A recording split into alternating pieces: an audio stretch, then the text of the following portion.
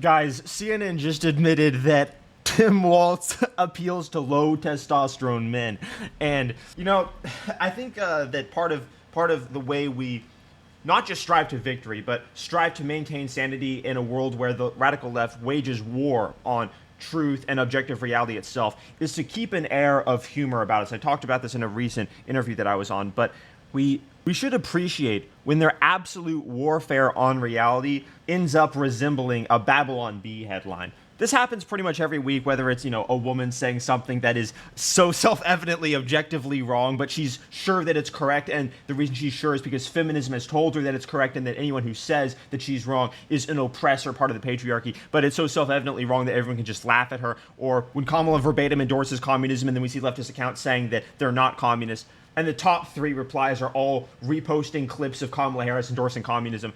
We must take time and appreciate these moments as they are like stars in the sky. Very different female candidates, but they are doing so in trying to put forward male figures, Tim Walz being one of them, Doug Emhoff. The left is trying to put forward. Tim Walz being one of them, Doug Emhoff last night, who the wife, or the husband, I said wife just because it was a Freudian slip, he's basically a wife, the husband of Kamala Harris, as well as the running VP. Can speak to men out there who might not be the sort of testosterone-laden, gun-toting kind of guy who wants to listen to... Bro, these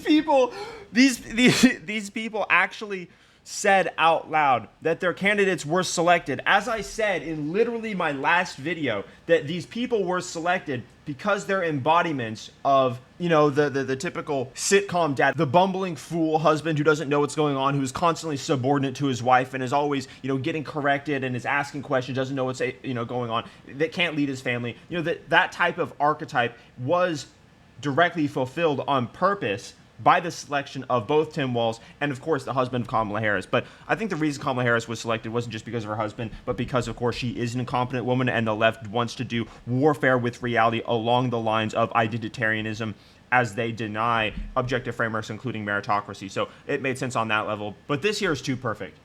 Admitting on a left-wing platform that they selected these men because they are low testosterone. Kind of guy who wants to listen to Hulk Hogan. And they said this thinking that this was like a good thing to say. They said this thinking, oh yeah, this is fine. It's fine to be low testosterone. And because they don't only think it's fine, it's actually a virtue for a man to be low testosterone. This is the reason why they're printing endless slanders and headlines against any masculine man, whether that be Andrew Tate, Elon Musk, or Donald. Masculinity to them is synonymous with oppression, because masculinity does what? Enforce objective boundaries and borders. That masculinity says no, distinguishes based on objectivism, not an ideology, between what is right and wrong, what is acceptable and not acceptable. And so this is the reason why, in their minds, not being masculine is a virtue. And this is also the reason why, of course, they equate masculinity with toxicity and even call it toxic. Every single man who is my age knows what I'm talking about here, by the way, where we literally have to, even if they're on the left and they're still stuck as a sheep in some sort of terrible environment, they know that if they were to exhibit, and I'm speaking from experience here, exhibit any type of masculine tendencies, they would immediately be labeled as oppressors or even bigots, because they're not, why are you not exhibiting traits like your female classmates? You should be doing that. I mean, what are you trying to take away their voice? Like, it gets crazy. Testosterone-laden, gun-toting kind of guy who wants to listen to Hulk Hogan. Bro, is this their idea of, like, a guy with testosterone listens to Hulk Hogan? See, they actually have no mental model, no framework whatsoever of masculine men. And then they believe their own propaganda lies, where they all print in unison slanders about Andrew Tate, saying, oh, human trafficker, even though there's no evidence, and literally every single woman that was mentioned in the case came out and said, no, he's totally innocent, he didn't human traffic us.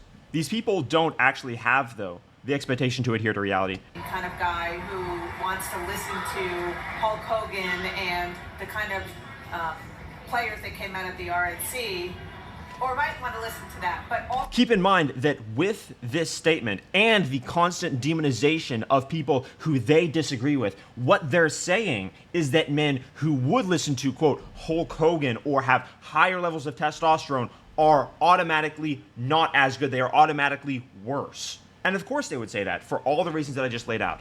Also, in addition, understand that it's okay in 2024 to be. Oh, that line. That line always precedes nothing good. It's okay to be, or it's okay to, whenever somebody says that, you know that what they're about to say is not okay at all. Be a man comfortable in Predicted. his own skin who supports a woman. And that's something that they really. It's totally, see, this is a part of their warfare with reality. It's totally fine and okay to be a man which supports something that is not in your interest, or it's totally fine to be a man while you slander and demonize the spirit of your very being, calling masculinity toxic. Oh, it's very normal and natural to want a woman to lead you. Oh, that's good. Oh my gosh, yeah, a real man, as a matter, dude, it's crazy, but a real man, as a matter of fact, wants a woman to lead him. This is the way they're trying to condition people to operate, and of course it's in direct alignment with the Marxist agenda to get people to say the opposite of what their eyes tell them and the opposite of what their ears tell them. Rejecting coherence, rejecting the mechanisms that allow you to realize reality, like logic, reason, rationality, etc. They want you to reject all things that are natural, because what is natural definitionally means that which is comprehensible from nature itself, from what reality is, because reality and nature are the same thing, and reality is objective. We are trying to work on with male voters beyond the base. We're trying to work on this thing with male voters because they're so incorrigible. They just keep on voting for people based on things like logic and merit. Isn't it so oppressive? We're being oppressed. Yeah, it's so difficult how the male population keeps voting for alpha masculine billionaires. Yeah, it's really inconvenient because we're trying to get them to reject the notion of meritocracy. Anyway, yeah, he has golden skyscrapers. We'll just call him a loser. It's okay.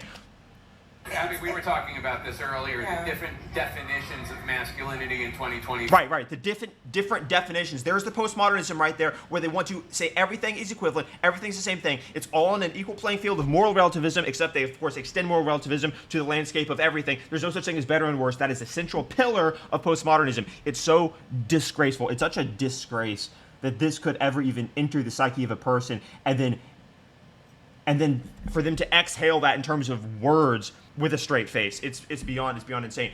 Definitionally, no two ideas are equally valid whatsoever. You can list any two ideas. One's going to be more valid than the other. This is the point of free speech. This is the point of discourse and dialogue, so that we can measure our ideas against each other, figure out which one's best or which one's better, and then move forward with that. But of course, it makes sense, because what do they not believe in? Free speech. They demonize Elon Musk for not only being a man and not only being competent, but also supporting free speech.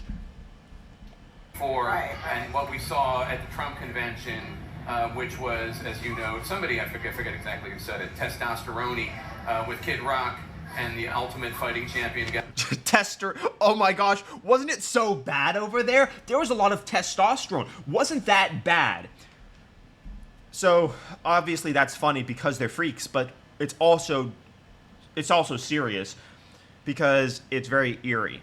And it's eerie because they demonize people in alignment not with morality or intrinsic virtue or merit. They demonize people based on identity classes. This is the reason why it's Marxist. Because Marxism used to be based on economics. Now it's based on the way you self-identify. And if you identify as a man, oh my gosh, much less one with testosterone, you're automatically worse. Keep in mind, this guy here, Jake Tapper, Tim Walz, and the husband of Kamala Harris, they're already second-class citizens according to the left because they're white men. So they're already playing catch-up. This is the reason why they're so supplicating and submissive to the agenda, and also to all the women around them, because they're trying to make up for the fact that they know they're already second-class citizens. You saw this in the video where he was talking with his children. I'm talking about the husband of Kamala Harris. He was making a video with his kids, and he essentially turned to his own daughter, who is like covered in tattoos and stuff, looking for her approval. A father looking for his daughter's approval because she has a higher status position in the left, because she's not normal, to say the least. And I'm talking about her tattoos and her appearance.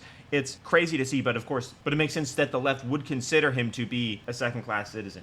Yeah, that guy. And Hulk Hogan. Dana White. Yeah. Remember, Hulk Hogan actually ripped off his shirt, and he had another shirt underneath, which I think is not exactly what the... Dude, it's so interesting. It's so funny that they're admitting that their opposition is basically the epitome of masculinity, because they're right in the sense that Dana White, as the leader of the UFC, I mean, all these guys are revolving around a very masculine space. But what they're doing, and what they don't seem to have shame for, is that then they're admitting that their party is very feminine.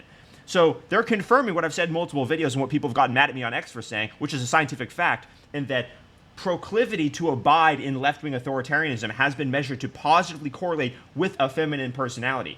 They're just confirming it here. Off the shirt thing is supposed to be, but in any case, I digress. Well, you do it, it's not like that. I mean, just on the Hulk Hogan of it all, I mean, look.